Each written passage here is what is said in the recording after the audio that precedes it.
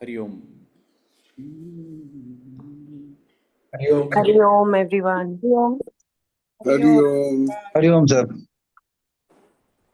Hari Om, sir. Hari Om.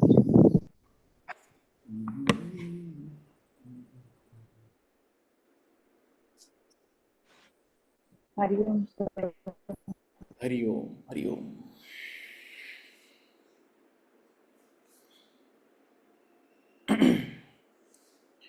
Okay, let's start.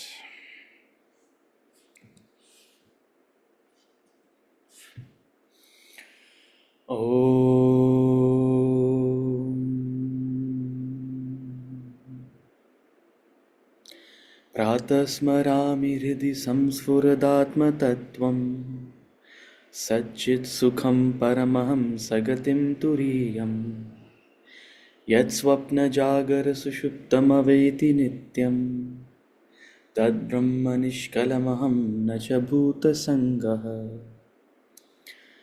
तपोभिक्षीणपापानां शान्तानां वीतरागिणां मुमुक्षूणामपेक्षोऽयम् आत्मबोधो विधीयते बोधोऽन्यसाधनेभ्यो हि साक्षान्मोक्षैकसाधनं पाकस्य वह्निवज्ञानं विना मोक्षो न सिद्ध्यति.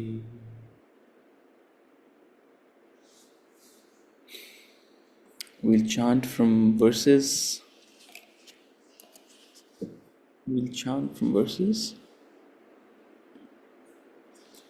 16, sir. 16 to 20. Verse number 16 to verse number 20. Chapter 3.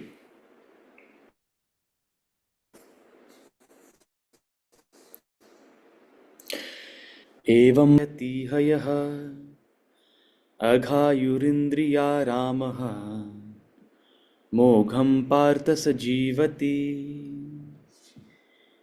एवं प्रवर्तितं चक्रं नानुवर्तयतीह यः अघायुरिन्द्रियारामः मोघं पार्थ स जीवति यस्त्वात्मरतिरेव स्यात् आत्मतृप्तश्च मानवः आत्मन्येव च सन्तुष्टः तस्य कारं न विद्यते यस्त्वात्मरतिरेव स्यात् आत्मतृप्तश्च मानवः आत्मन्येव च सन्तुष्टः तस्य कार्यं न विद्यते नैव तस्य कृतेनार्थः नाकृतेनेह कश्चन न चास्य सर्वभूतेषु कश्चिदर्थव्यपाश्रयः नैव तस्य कृतेनार्थः नाकृतेनेह कश्चन न चास्य सर्वभूतेषु कश्चिदर्थव्यपाश्रयः.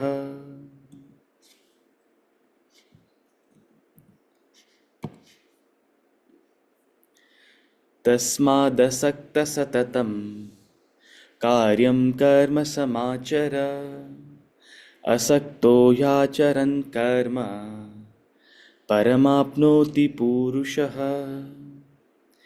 तस्मादसक्तः सततं कार्यं कर्म समाचर असक्तो ह्याचरन् कर्म परमाप्नोति पूरुषः.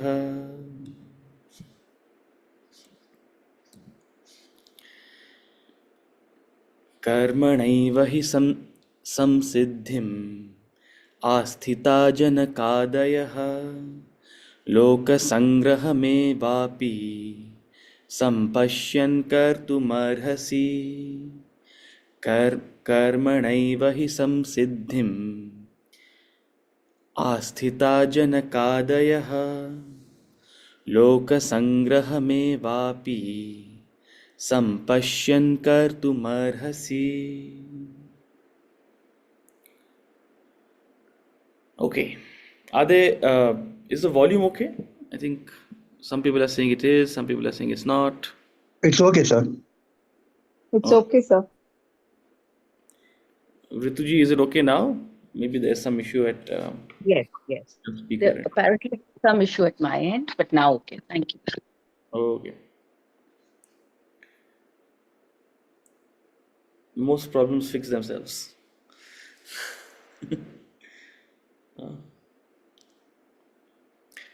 Yes. Any questions? Snigdha, you had your hand up or something. Okay. Yes, Ankit. No, so I just wanted to react to tell you that the volume is good. Cool. Yes, Ankit, you have a question. So, in the previous verse, basically, the goal of self-realization, how is that a selfless ideal? Like, how is that a selfless goal? Or is it that, the path to becoming self-realized requires you to become selfless?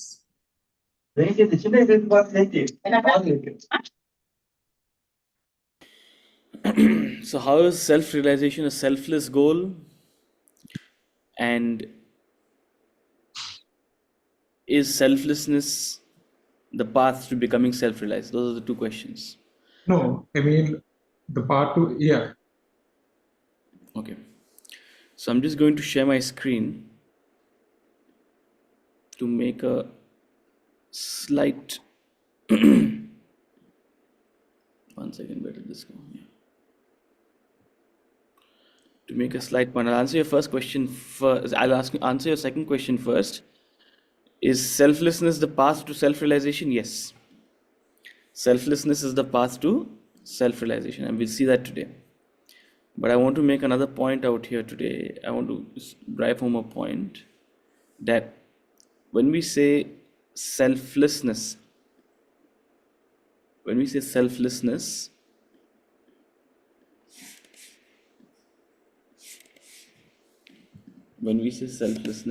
is a, where's the text box? When we use the word selfless,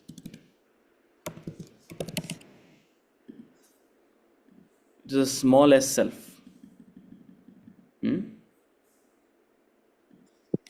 So it is, oh, see, this wants to correct me, but it's no, I don't want to correct it. It's a small s self, selfless. When I use the word self-realization,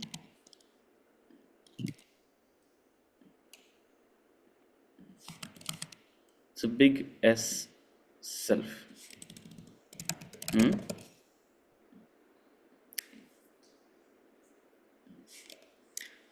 Small s self and big S self. Big difference. So you become small s selfless to become big S self realized. The small s self,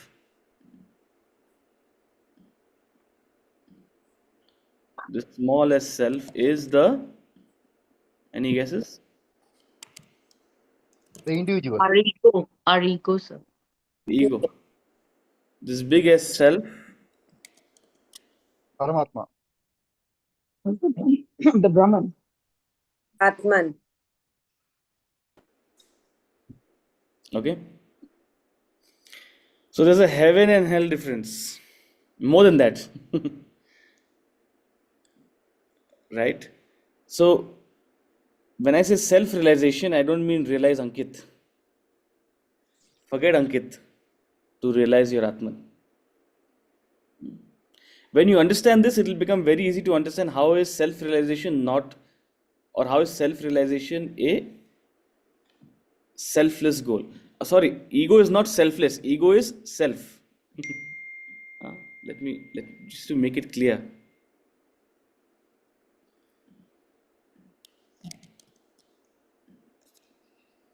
Selfish.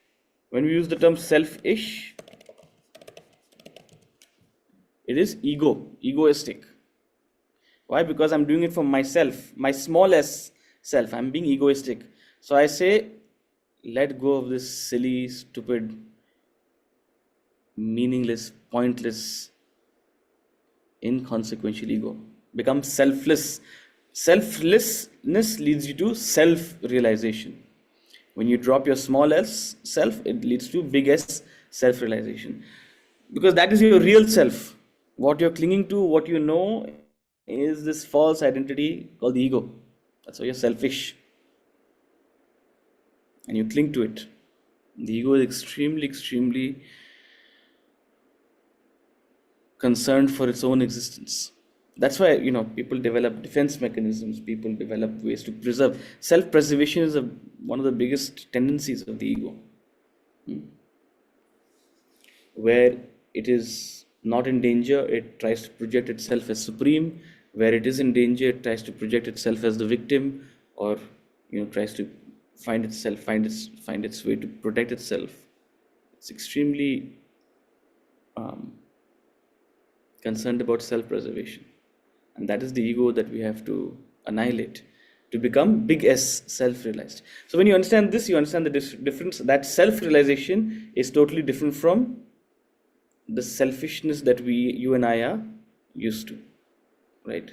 You have to let go of your smallest self. You have to let go of Ankit to realize the Atman.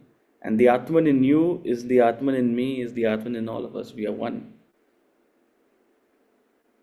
right? This path of attaining enlightenment has been compared to the analogy of waking up from a dream. In the dream, you and all the other dream objects and beings are distinct and different. And you all are going through your own charter, you are all going through your own history, geography, social life, problems, issues, joys and sorrows, everything. But once you wake up, all the sorrows of all the world, not only yours, but of the entire world, disappear. You want to fix the world? Wake up. It's like the switch will be turned off. So you don't wake up just for your smallest self. In fact, the contrary is true. You let go of your smallest self, and that's when you wake up. So does that make sense? How it's not a selfish goal? I mean, says in the paragraph that, okay, like you pick up a high ideal, and that could be welfare beyond your self-centered interest, that could be welfare of your community, country, fellow beings. It's very easy to associate that with selflessness, right? Indeed. But the ultimate ideal being self-realization, like you're saying, you wake up and the world is fixed. Conceptually, you can understand it, but Don't forget that. Just forget that. If it doesn't make sense to you, forget it. Unselfishness, what you have described means unselfishness. Okay? Working for something larger than yourself, working for a higher ideal, working for a bigger cause, working for a larger circle of things and beings and people. Okay? That makes sense to you? Do that. That's called being unselfish. Okay? Also, I'll remind you, while you're doing that, forget yourself. Why aren't people recognizing me? I am so nice. I am so good. I am doing such good work. People should praise me. Oh, why isn't this working out? I'm working so hard. I'm trying so hard to fix the world. This is not worth it. I'm wasting my time. All those thoughts will also come when you pursue a higher ideal. So I need you to do two things. First, what makes sense to you?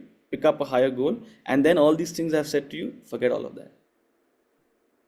If you forget all of that, automatically you'll become selfless. You don't have to think about waking up and, all those things. These are all intellectual concepts, but work with what makes sense to you. Working for a higher ideal, having a higher, including others in your consciousness, and letting go of your selfish interest, that makes sense to you. Take that up and let go of your smallest self in the ways I have described. If you do that, you'll become selfless. Guarantee. The two things meet. That idea of awakening, realization, the idea of surrender, the idea of becoming an instrument to the Lord, these meet. Because the goal is actually forgetting oneself. You don't realize it now, but that's what it turns out to be. The means to that is through unselfishness. The means to that is aprevu, after you. How can I help? What can I do for you? What is my role in this situation? What is my duty in this situation? What is the part I need to play? That is the means, that goal. Does that make sense? Yeah. Mona ji, yes. Thank you. You're on mute. Sorry. So in the 15th verse, the last paragraph, through Brahman, the all-pervading reality emerges the end as the multitude of beings. So in this, a line comes, hence Yajna is declared as the pivot balancing the unmanifest and manifest Brahman. The all-pervading Brahman rests in Yajna. So what does this mean? I mean, I'm a little confused here. It is poetry. So, stay with me. Here we are talking about a concept of Brahman and Brahma. I don't know if you were there in the previous class where we explained that Brahman is different from Brahma, right? And from the unmanifest arises the manifest, right?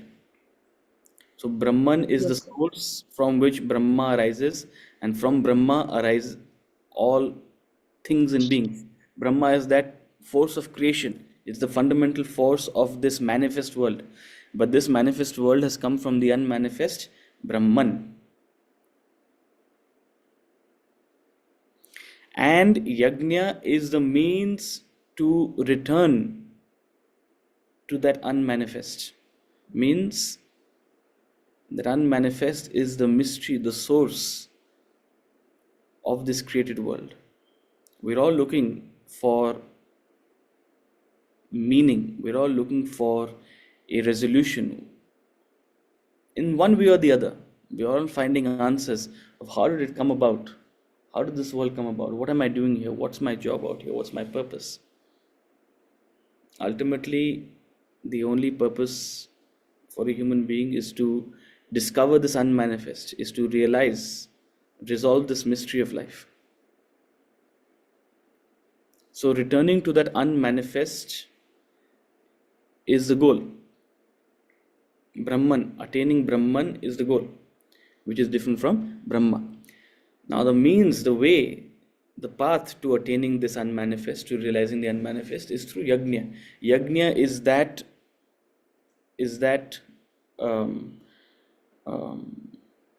attitude in action. Yajna is that tool with which not only do you maintain and flourish in this manifest world, as he said in the previous verse, that Yajna is the kamadhuk, it's the kamdhenu. Yajna is the means and ways in which you flourish, you nourish, you prosper in this world. You are able to be happy and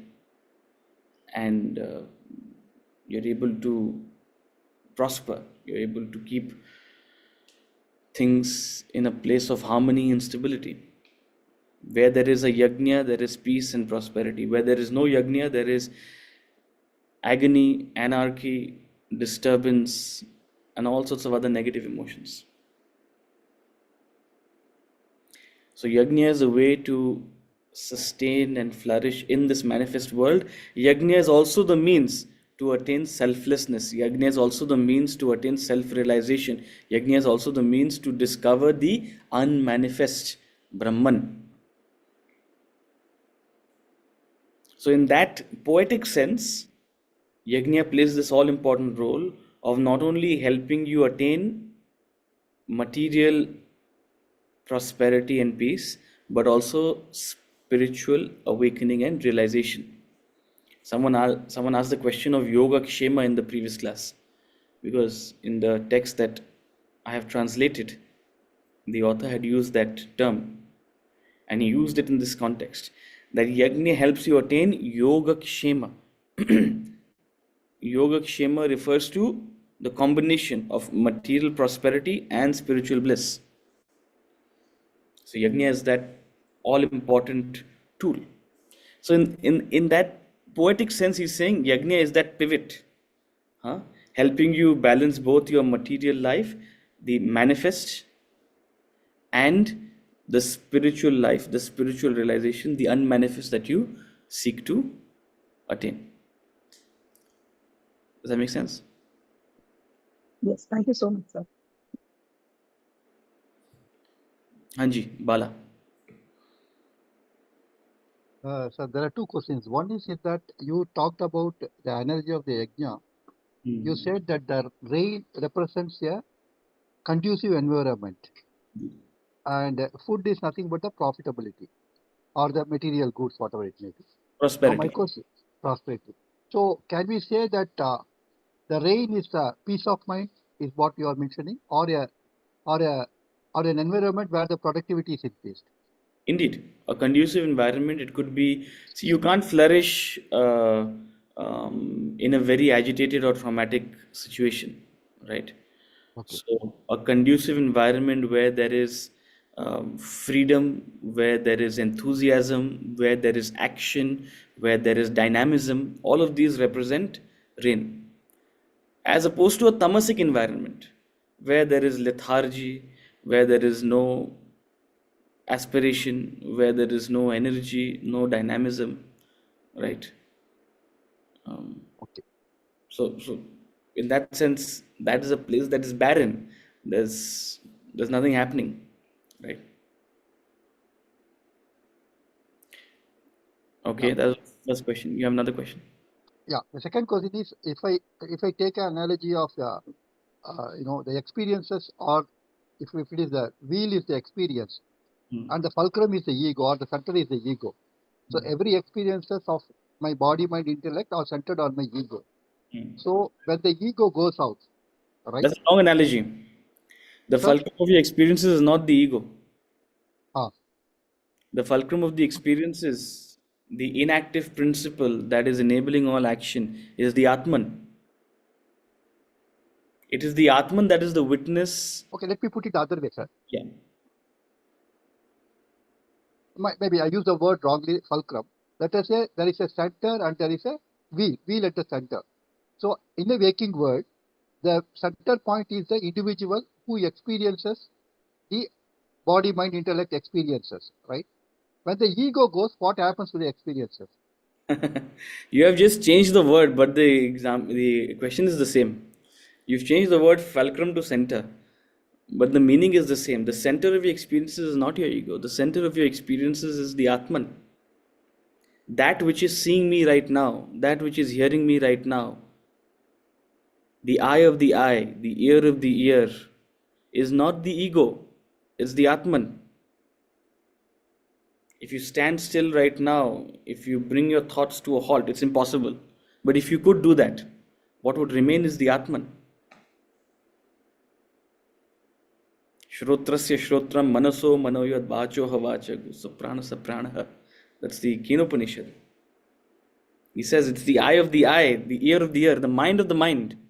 That which is behind the mind, which is thinking.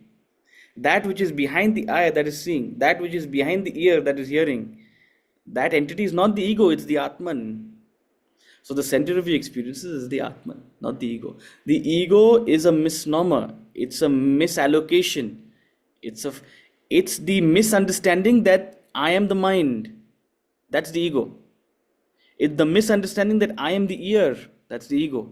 The misunderstanding, the misidentification of the Atman as the material equipment. The misidentification of the Atman as the body, the mind, the intellect, the various senses. That misallocation, misidentification is called ego. That wrong qualification of I am this nama rupa, that's the ego. So when the ego is gone, the experience stays. You are a sakshi, you watch, you enjoy through the instruments, but you don't misconstrue the instruments to be you. You still hear with the ears, you still feel with the mind, you still think with the intellect, but you don't misunderstand, misinterpret the mind as you, the intellect as you. So that's the only thing that changes. The experience stays.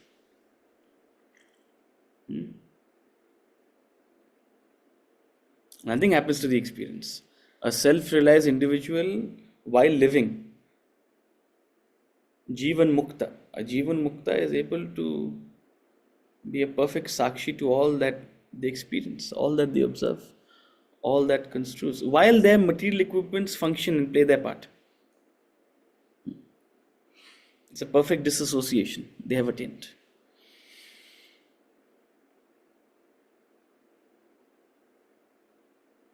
Does that make sense? I'll think over it, sir. I got your thing. I need to contemplate. Thank you, sir. Indeed. Anji, Prisha. Hi, yeah, I just wanted to ask that earlier when you were talking about unselfishness, I was a bit confused because you said that we should work towards a higher cause and kind of forget about the other trivial things. But at some point, isn't it also important to think about like the trivial or small things so that you know that your efforts aren't going to waste and like it's not being taken for granted. So then you know you can like redirect it. Because if you know that what you're doing, like it's not having an impact, or if it's like not making like any change, if it's not useful, then you would kind of stop, right? So in that sense, isn't it also a little important to think about yourself and have a little bit of ego? Well, when you're doing that, when you're assessing your action, when you're analyzing your efforts, that doesn't mean you're being egoistic. No one is asking you to waste your efforts in unproductive channels. There's a difference between asking, is the action succeeding, or am I succeeding? Big difference. Is the action,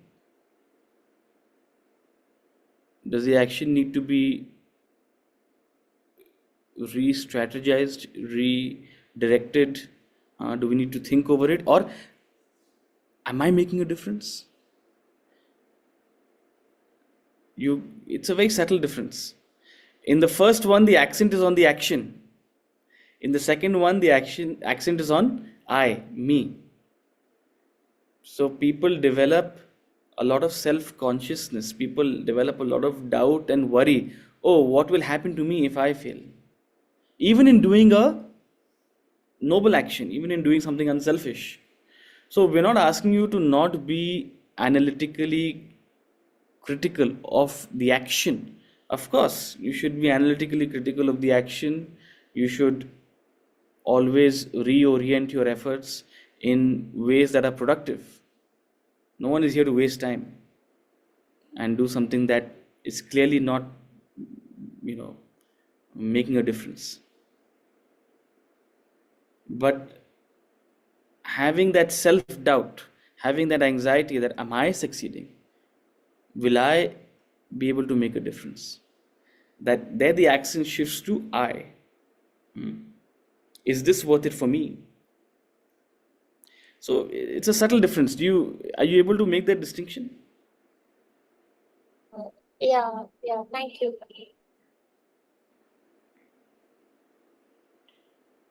Anji, Rituji.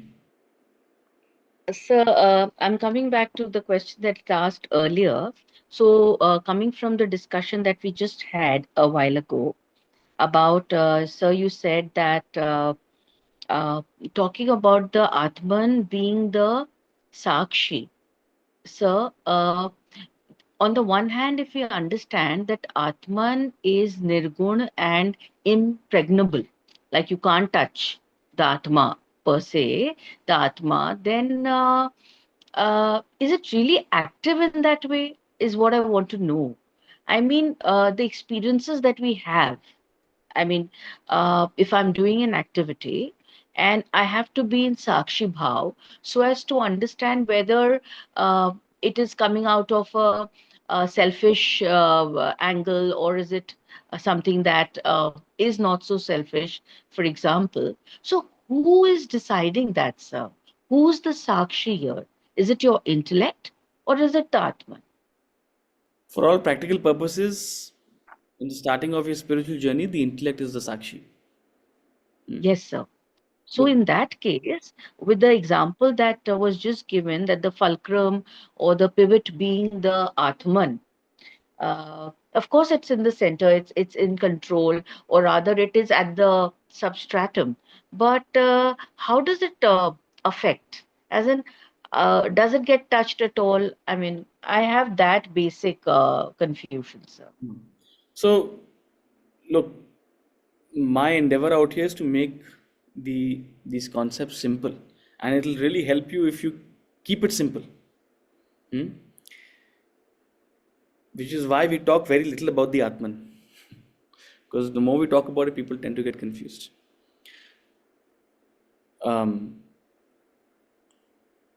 For all practical purposes, when we talk about Sakshi Bhav, the first step towards Sakshi Bhav is your intellect being Sakshi to your experiences.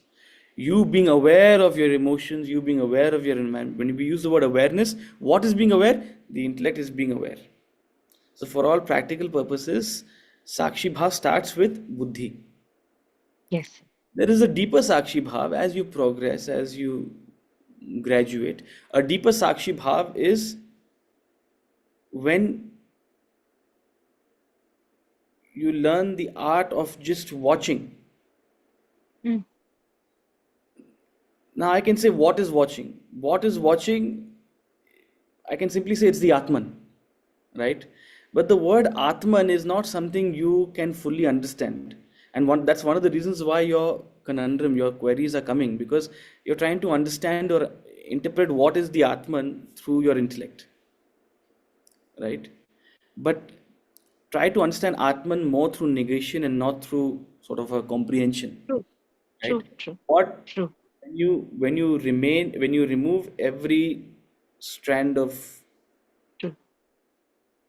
self, small self, when you remove every strand of body, mind, intellect, ahankara, what remains is the Atman.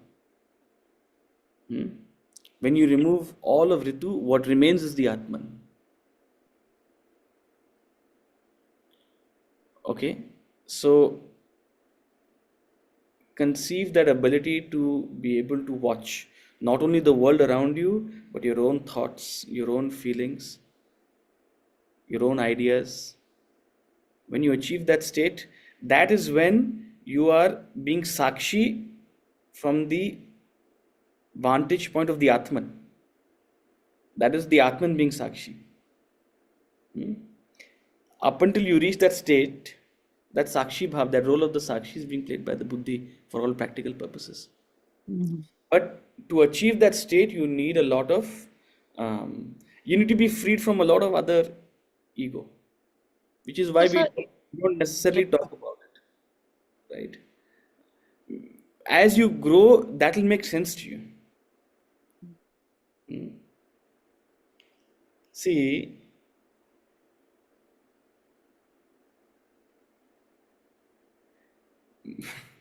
which is why the greatest of teachers didn't explain any concepts. Suppose you went and suppose you asked this question to Ramana Maharishi. When I am watching, then what is it that is watching? Ramana Maharishi would say, what do you mean by when I am watching? Who is the I? It's almost frustrating. You read any of the conversations with Ramana Maharishi, about 95 out of 100 questions are similar to what you have asked, and 95 out of 100 answers are precisely, who is the I? What is the I? What do you mean by I?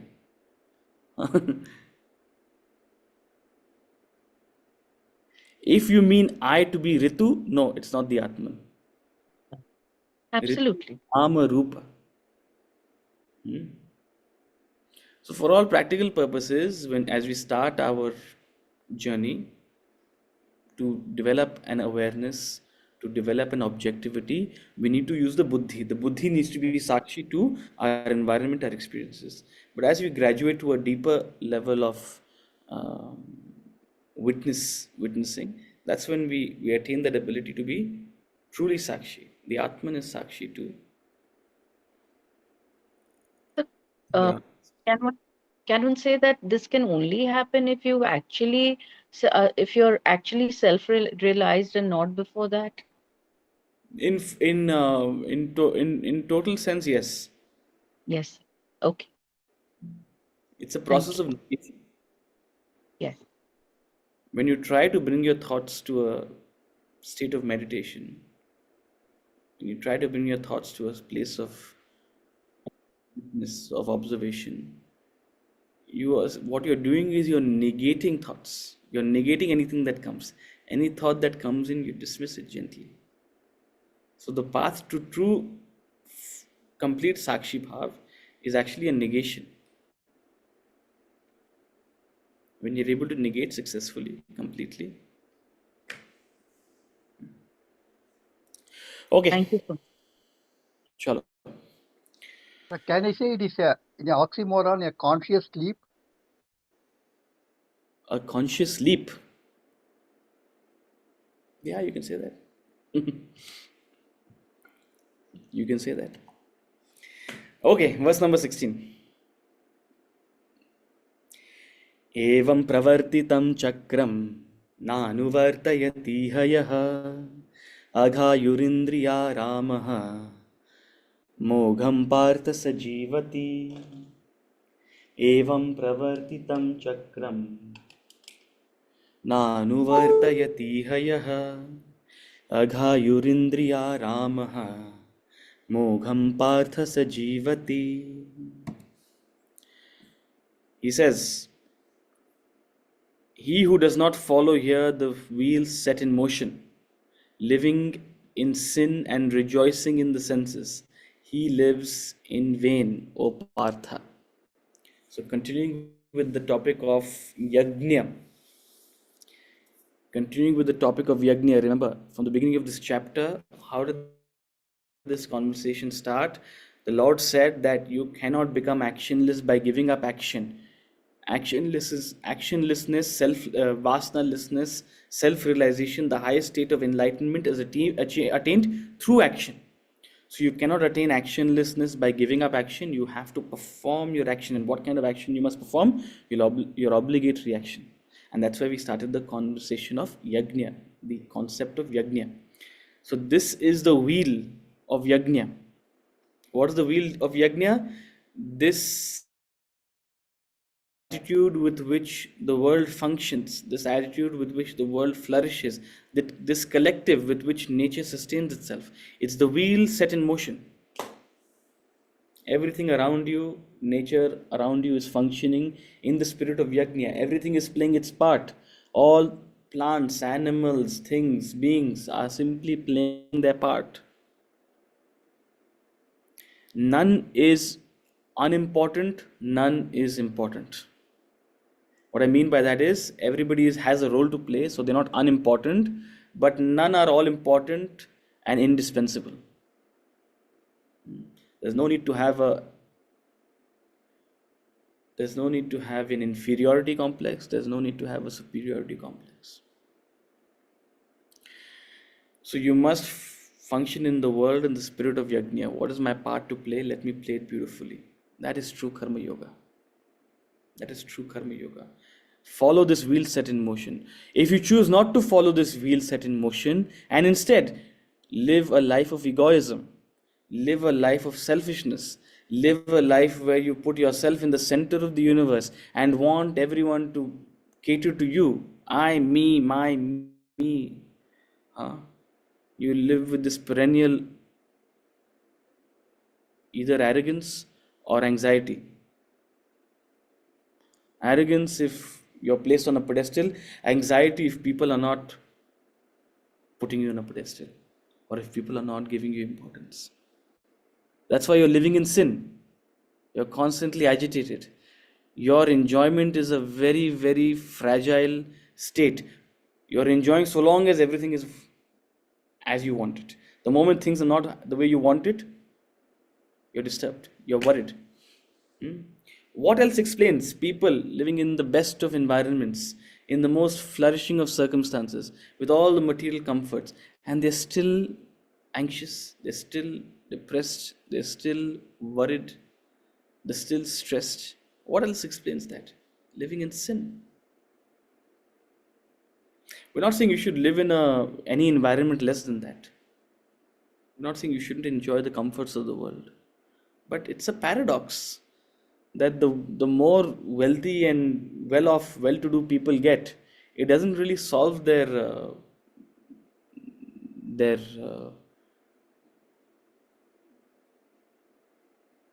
mental problems. In fact, it seems to increase them. I was much happier when I was in a simpler world, when I used to enjoy the simple joys of life, people say. It's a paradox. Well, the problem is not with the things in the world. The problem is with the way in which you relate to them. The problem is in the way in which you approach the world. You're happy so long as the world is functioning the way you expect it to be. You're not following the wheel set in motion. You're living in sin.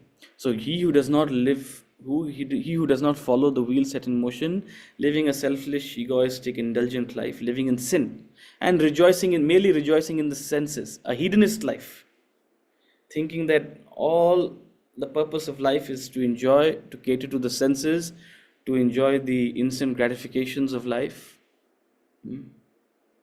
If that's all you have in your worldview, if that's all you can think of, if that's the extent of your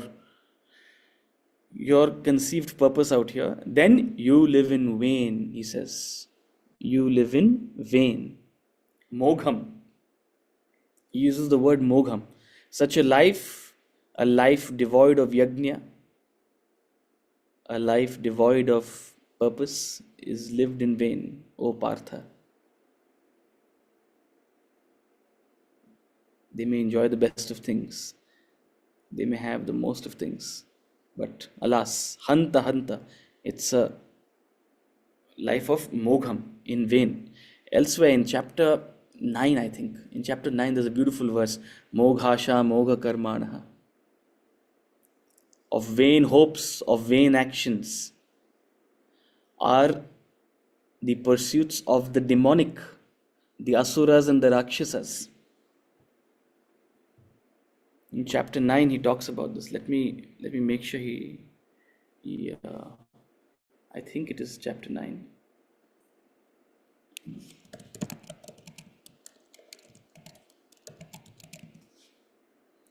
Yeah, chapter 9 verse number 12. Let's quickly jump to that. I'll give you a glimpse of what lies ahead.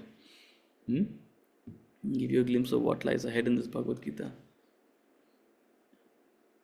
You might think every class is talking about the same thing, he's moving so slowly. When will he ever get to chapter 9?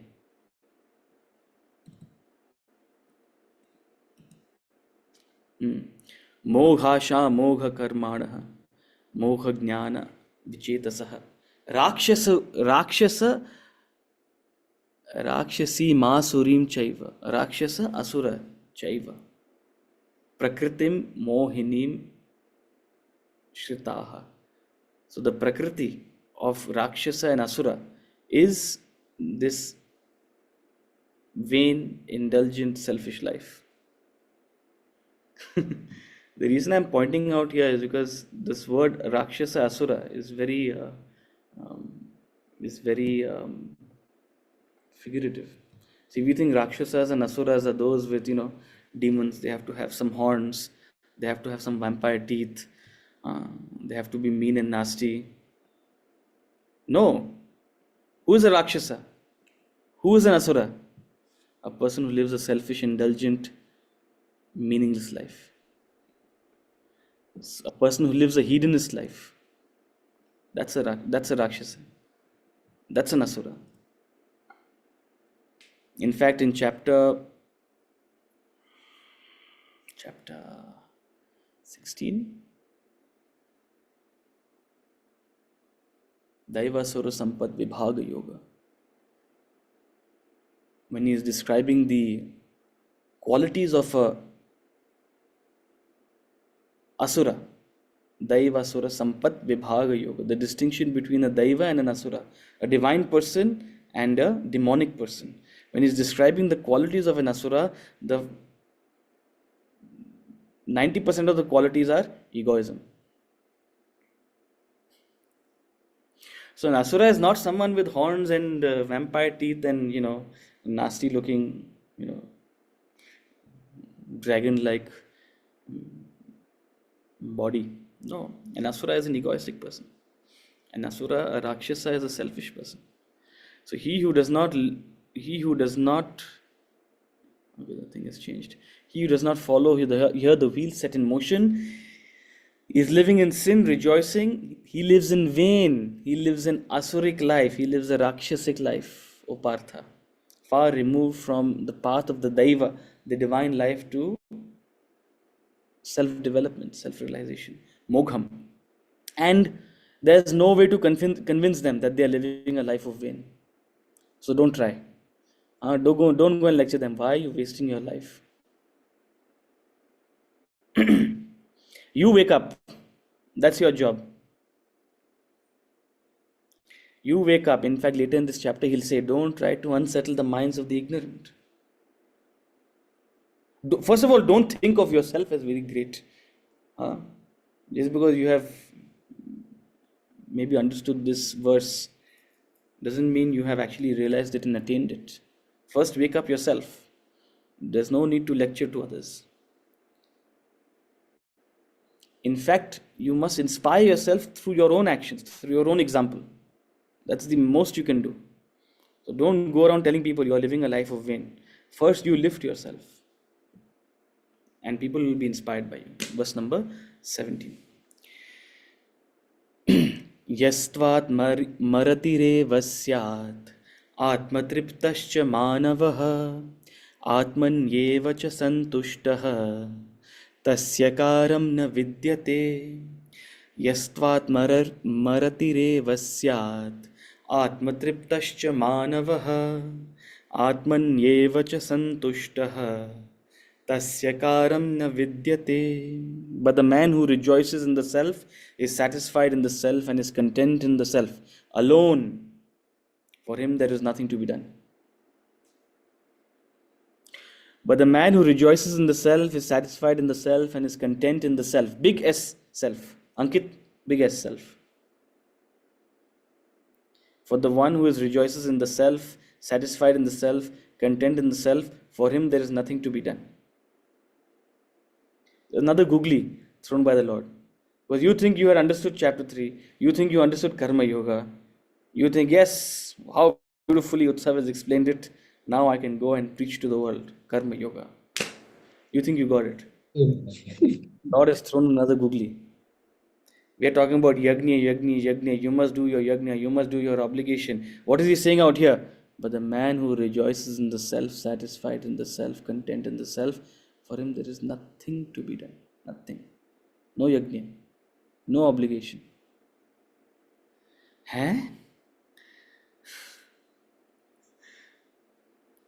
What's he trying to say? And you think, I want to be here. I want nothing to do. So they say tamas mimics sattva, right? For a sattvic person, there's nothing to be done. For a tamasic person, there's nothing to be done. Why? Because a tamasic person rejoices in the self, satisfied in the self, content in the self, but not the biggest self. A tamasic person rejoices in the smallest self. A tamasic person is satisfied in the smallest self. A tamasic person is content in the smallest self. Big difference. So, here he's talking about a self-realized person. Here he's talking about a spiritually enlightened person. One who rejoices in the self, is satisfied in the self, is content in the self. One who has attained the zenith of spiritual evolution. Who has realized, who has awakened, who's woken up. Such a person has no obligations. There is nothing to be done. Such a person is freed from the cycle of karma. Such a person has transcended this world, even while living. Very dangerous concept, can be easily misunderstood, can be easily misinterpreted, and is very abused as well. But for a self-realized person, in fact, in one of the Upanishads, he goes to the extent of saying, Yash Shaturudri Yamadhite Sogni Puto Bhavati Surapanat Puto Bhavati Brahmahatyat Puto Bhavati. One who has attained the Shaturudriya, one who has attained enlightenment. Shaturudriya is a spiritual text. So one who has understood the essence of that and become enlightened.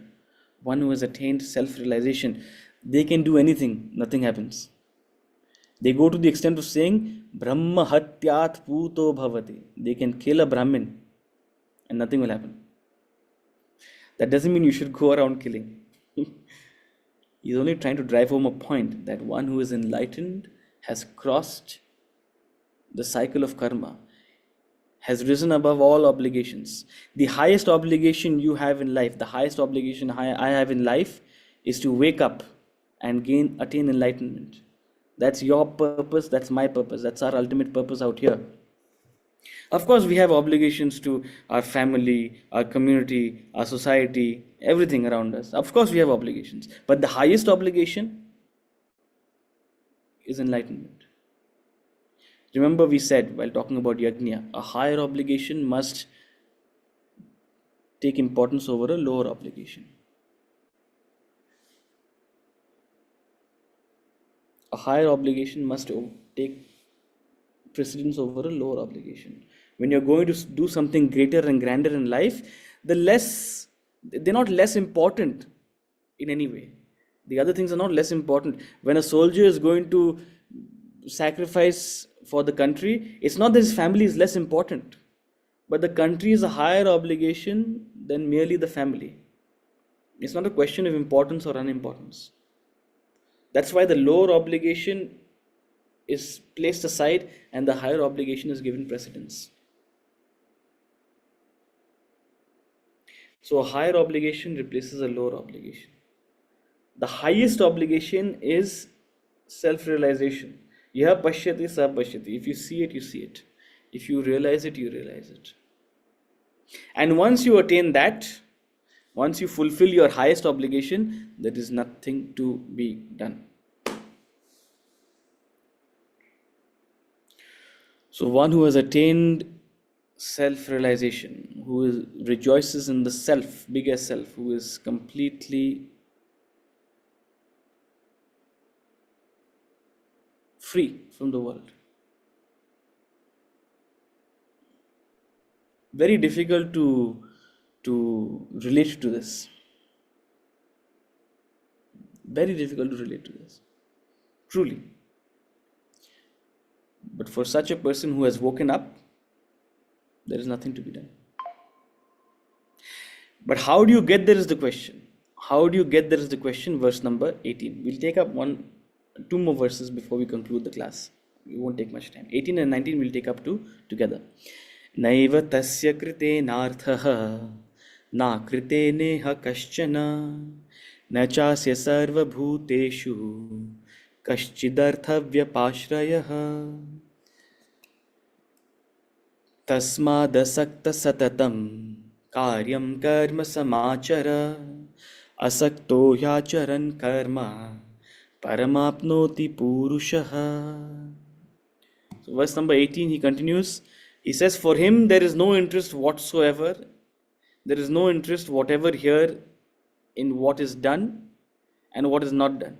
Nor does he depend on any being or any object. So continuing from the previous verse, describing an enlightened person, he says, for such a person, there is no interest whatever here in what is done or what is not done. That's why I said it's very hard to relate, because you'll say, why do I want to be such a person? Huh? But think of it this way. Suppose I placed you in a room with 50 children. Suppose I placed you in a kindergarten classroom.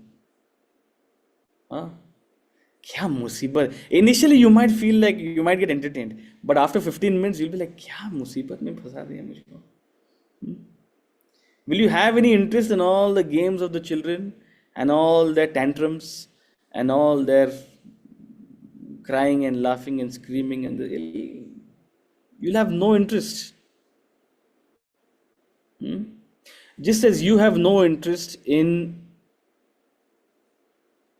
the kindergarten classroom, whatever is done, whatever is not done, you have no dependence on the grades you will get in that class. Are you dependent? When you were in that class, you were very dependent. Oh my God. When I was in class, when I was in school, we had G1 to G7 or G8. Some funny grading mechanism in La Martiniere. Grade 1 was the best. How much is it? G7, G8? Yeah, G still there. G7 or G8? 7, I think. Vishnu generally gets G1, so I don't know. Since we're talking about G's, one of the most, oh my God, I'm such an Asura. One of the most snarky things I've done in my life. I didn't study for one test and I got a G7. I didn't study for one of my tests and I got a G7. But I always thought I was smarter than what I am. So I got hold of a red pen. I sourced a red pen and I changed that 7 to a 2 because I was terrified. What if my mother sees I got a G7? And I got caught. Not by my mother, by the teacher. Oh God. When you are in that experience, it matters so much to you. G1, G2, G3, G4. It only matters to you and your parents. But when you're not in that experience, you're done with it. Gone beyond it. Once your child graduates also, you'll have no interest. So for a spiritually enlightened person, there is no interest in what is done, who said what, who's doing what, where is the world going. They understand.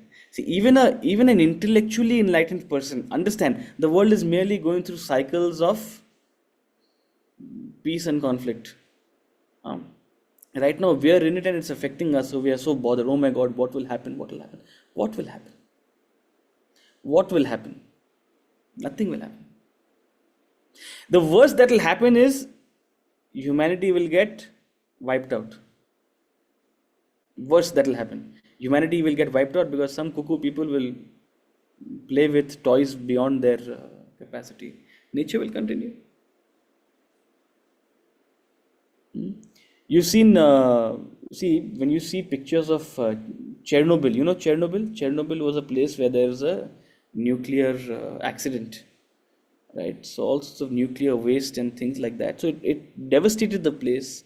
In fact, a lot of people unfortunately died and that entire area had to be evacuated, etc., etc. And it's been like that for the last, I don't know how many decades. But now if you go to Chernobyl, you'll see that nature has completely overtaken that place. It's a very profound message that beyond we are so worried, oh my God, what will happen? What will happen? Nothing will happen. What has to happen will happen. Anyway, you and I are going to die someday. This will just fast track that.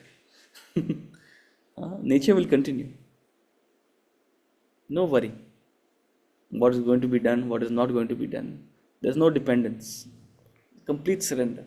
So for a spiritually enlightened person, there's no worry. There's no interest. It's very difficult to associate it with it, but it is what it is. right? And the question is, how do you get there? So verse number 19 is an example of how you get there. Therefore, without attachment, always perform actions which should be done. Karyam karma. For by performing action without attachment, you attain that supreme. You attain the supreme state of an enlightened person. You attain this complete self-sufficiency. You attain this complete independence. You attain this complete freedom from the world. Yajna, doing what needs to be done, what should be done, karyam karma, is the means to attaining enlightenment. Action is the means to attaining actionlessness. Through yajna, through performing your obligatory action, through doing your karyam karma, you reach a state where nothing needs to be done. So go back to verse 4 of the same chapter. Go back to verse 4 of the same chapter, where he tried to explain to Arjuna that not by abstaining from action do you attain actionlessness.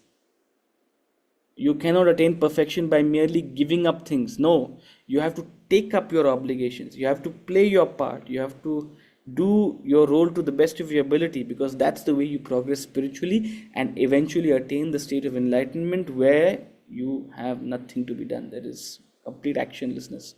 True actionlessness is not in abstaining or getting away from the world, but through yajna. So through action you attain actionlessness. And what kind of action? Not just any kind of action. Through action done in the spirit of yajna.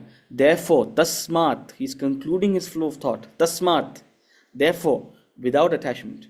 Very logical flow of conversation. This is not some heebie-jeebie dogmatic knowledge being thrown at you.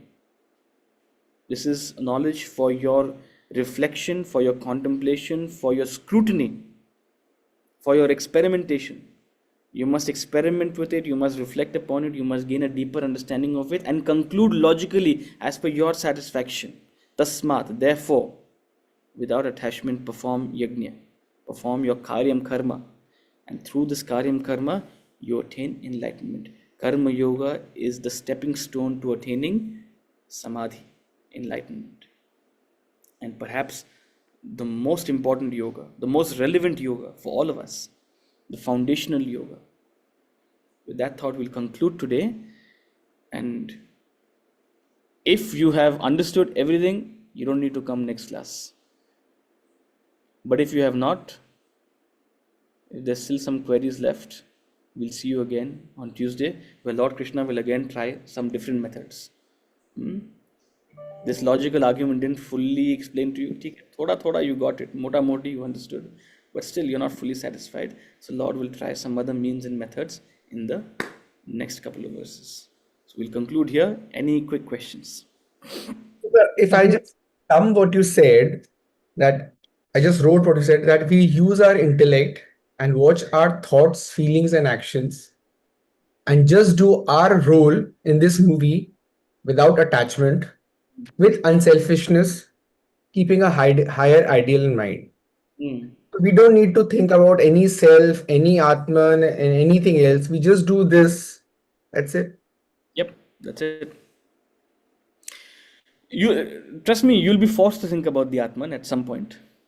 So, but the problem is, But the starting point, in the beginning, you don't have to think about. we are in class 1. We want to jump to class 10 first. So if we do from this, we'll automatically that will be an effect only automatically.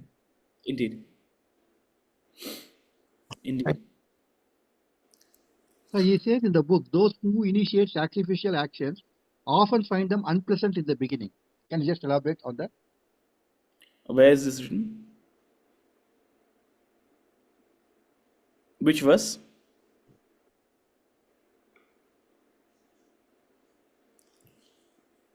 Sorry, you're on mute in case you're saying anything. Which verse is it written in? It is in 16, verse number 16, second para. 2, 3, 4. 7th and 8th line. Rare indeed. Those who initiate sacrificial action often find them unpleasant in the beginning, but that same action develops to enlarging ripples of prosperity and peace. What he means by this is that in the beginning, this may seem almost unintuitive. Why shouldn't I think about myself? Why shouldn't I think of what's in it for me? Oh my God, this is taking so much of my effort. like what I alluded to in the previous class, that those who are not attuned to sacrificial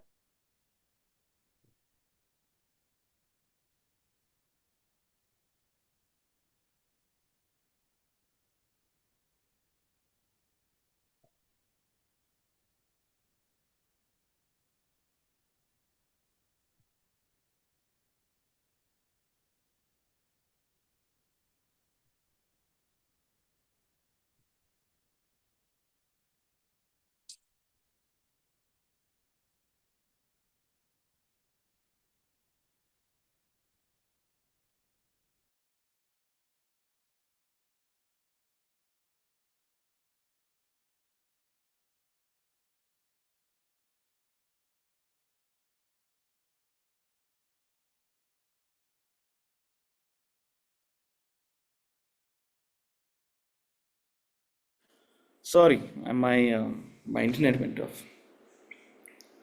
So initially you hesitate, initially you are doubtful, initially you think, oh, there should be equal fairness. As much as I do, as much as I do, others should do for me. So you have all these doubts and hesitations in your head.